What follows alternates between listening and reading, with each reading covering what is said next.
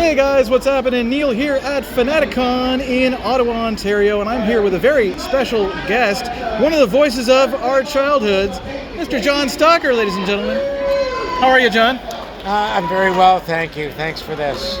My pleasure. It's great to see you, and I just got to point out all the great characters that you would know John for over the years.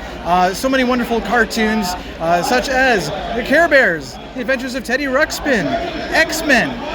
You got Ultron here from the Avengers. You got Toad, which I believe you played like 3 different Super Mario cartoons with Toad. Is that right? I was the original Toad for Super Mario Brothers Super Show, and I did multiple characters, but he's the biggie.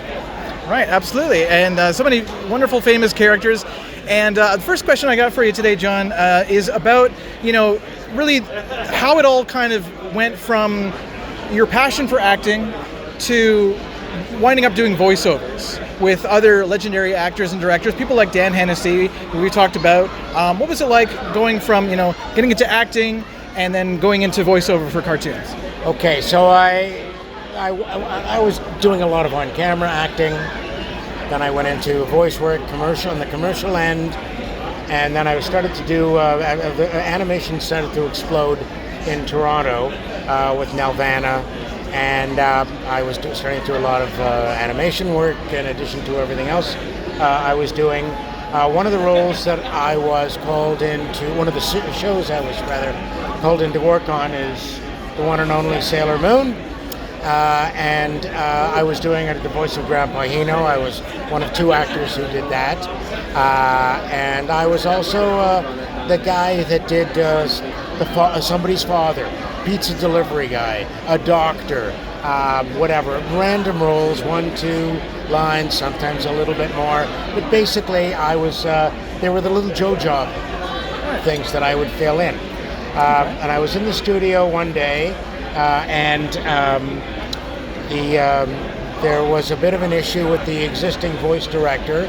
Nice guy, I liked working with him, role in Parliament. But he was a smoker. Well, we all were then. But when he smoked, he would take breaks. And the producer was not impressed with the breaks that had to be allowed him, because it was tick, tick, tick, tick, tick, tick, tick. And she was very conscious of that. And well, she should be.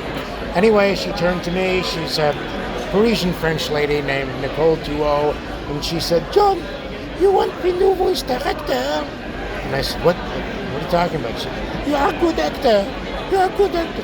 I said, "Well, yeah, but I've never, as you know, I've never done any voice directing." And she was really, really said, I'm really comfortable, confident that you can do this. And I said, "Well, okay, let me consider it. When do you need an answer?" She said, "Right now." I said, "No, I mean, can I, how about tomorrow?" Okay, no, I had to do. And in that moment, I said, yeah. Knowing full well that as a voice director, you're in the studio for 8 hours. There's no hour-long call like an actor, or a 2-hour call like an actor.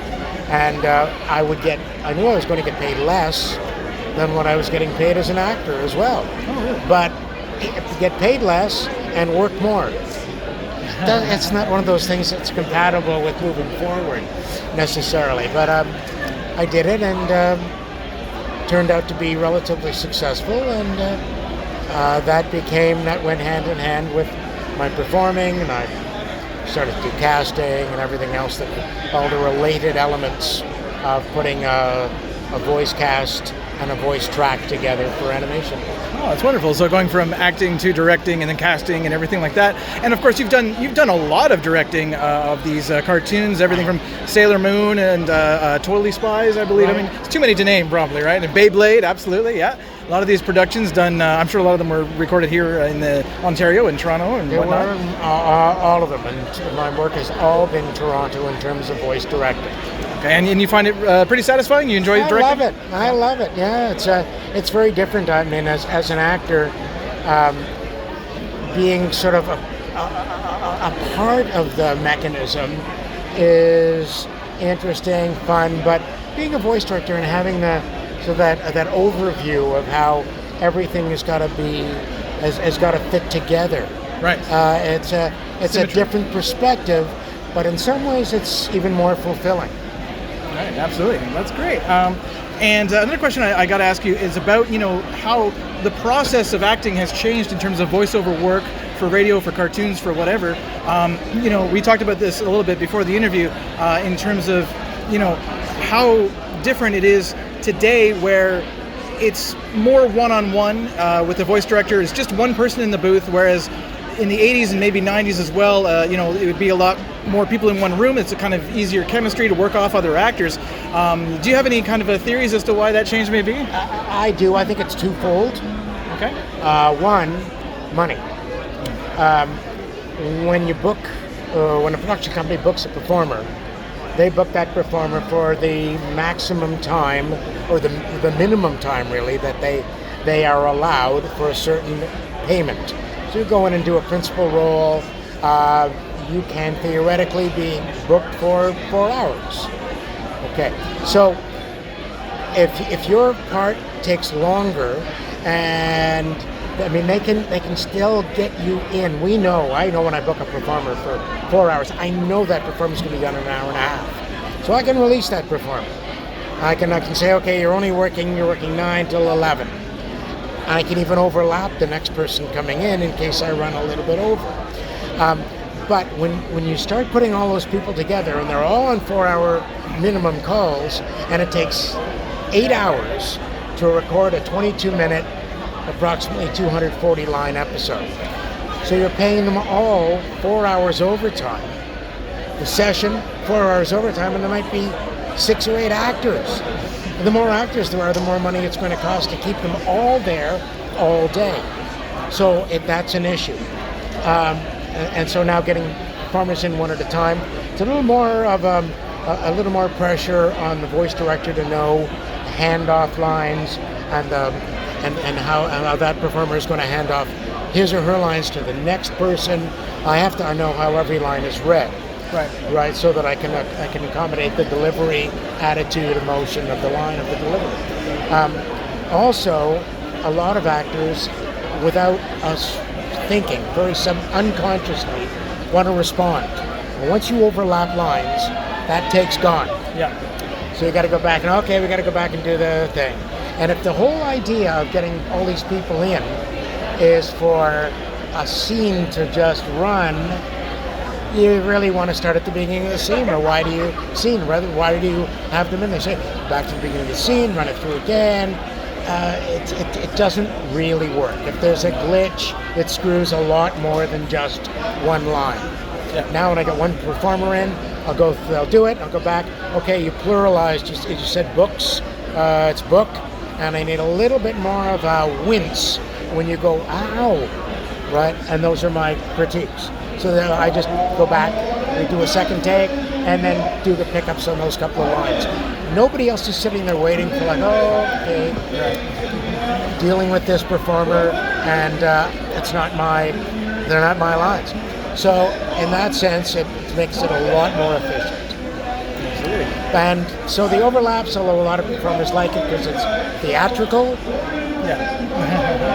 different performers have different vocal qualities. They all have to have separate microphones. It can be complex. Studios hate the ensemble. Yeah. 2 performers, yes. Even 3, yes. But and again, in a lot of the old days, we did have everybody in, but we flew through the script. And if there was an ad-lib line, they didn't go back and change it. There's a little bit more leeway in those days thank you for that. A little more leeway to play with the script a little bit more too. That doesn't exist. No, that's too bad. Well, I mean, back then as well. I mean, speaking of back then, when you would all be in a room together, there's a lot of famous stories about actors working on cartoons where when there were all an ensemble inside a studio, and it's really hot in the studio, and they're all just trying to stave off boredom, so they act up and they make jokes, and they're all goofy and clowning around and stuff like that. So I'm wondering, back on any of these shows that you've worked on, say like when you were Longarm and Cops, or when you were Leech or Great and Creed and X-Men, any of these shows that you worked on with so many other great actors. Did you guys ever have, do you have any of those kind of funny blooper stories of goofing around? I can tell you in general, there have been times, because I've worked with a lot of funny people. Oh, for sure. Yeah. And I can be entertaining myself.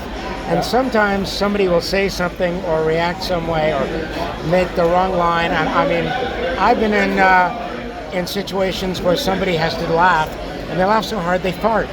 And now that's, that's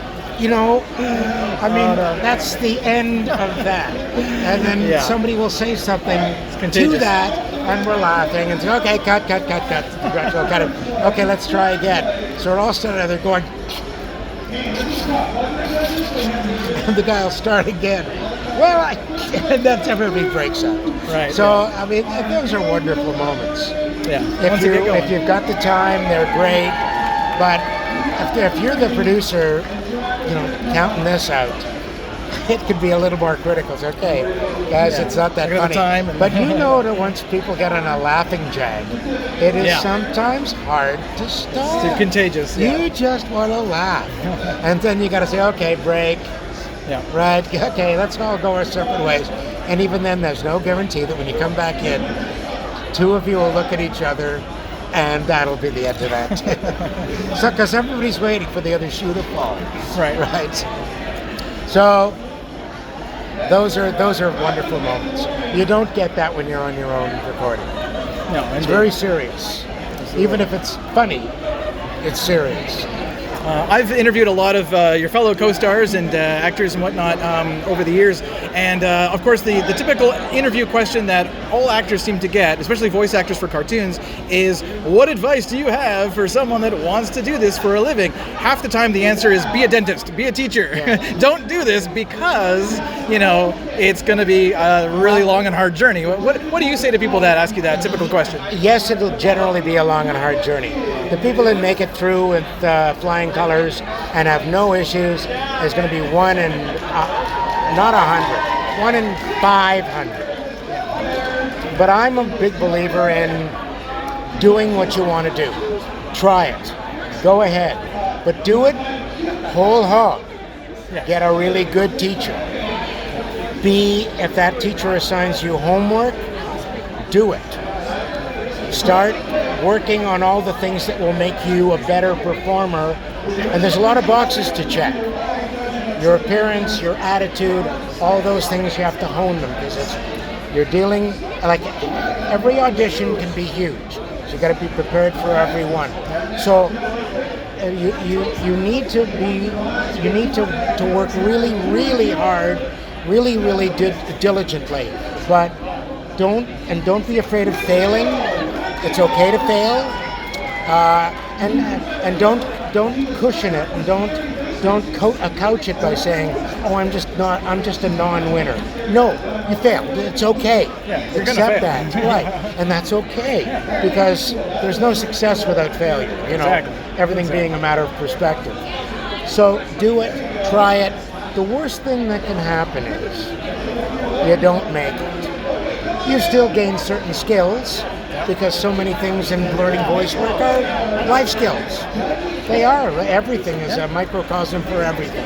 So try it because I think the last thing anybody wants to do is to, sit with their grandchildren and say, "Hey, Grandma or Grandpa, did you so-and-so?" "Well, I always wanted to, but I never tried." Right, It's exactly. like, no, you want to say, I tried. I think that's a beautiful lesson to teach every child. Right, yeah, have no regrets. Go for it. Totally. Go for it. If you don't make it, it's cool. There'll be something else for you. Something equally rewarding. Absolutely. All right. Well, I thank you so much, John, for taking this time here to sit and chat with me a little bit here about your career, and thank you so much for coming to Fanaticon. Final question for you is, in terms of your own kind of social media, if you're present there, do you have anything you want to put out there, like where people can follow you or anything like that? Well, I do have an Instagram account. My wonderful daughter handles it for me, as well as my Facebook account. I don't do much else. But I'm pretty open if people generally want to contact me. I will give a response. Don't prolong it. Just if you need a little bit of advice, I will email back or we'll have a little Skype. I'm willing to give people time. But social media is not my. I'm an old fart. I don't. I love one-on-one and. A lot of it I find is not personal enough for me anymore. Yeah. It's very distant and very cold. Yeah, a lot of it is like, I would say Facebook's kind of like this toxic waste dump of, self-importance and marketing. Yeah. But Messenger is okay. Because you can talk to your mom back and forth, Exactly. something like that, talk to your friends. But when it comes to a whole lot of people, they can get the wrong impression, things you post. Yeah. And so Well, I understand them avoiding it. so much. Yeah, If it's very just easy printed. to I've misconstrued misunderstand. things, and I know from the response that people have misconstrued what I was attempting to convey. Right. And I don't like that. Talk to me. Talk to me. I don't care if it's FaceTime or Skype or Zoom or all of those things are great because I get to see you and you get to see me, and I see your body language and you see mine, and that speaks as loud as the words. Exactly. More people need to talk on the phone instead of just texting it. All right. Well, thank you so much again, John. You're Thank you. awesome. You're Thanks. a true Canadian voice acting legend. We'll just call you an acting legend because it's all acting. And thank you so much again for coming. Thanks for doing this. Thank Take you. care of yourself. You too. And you too.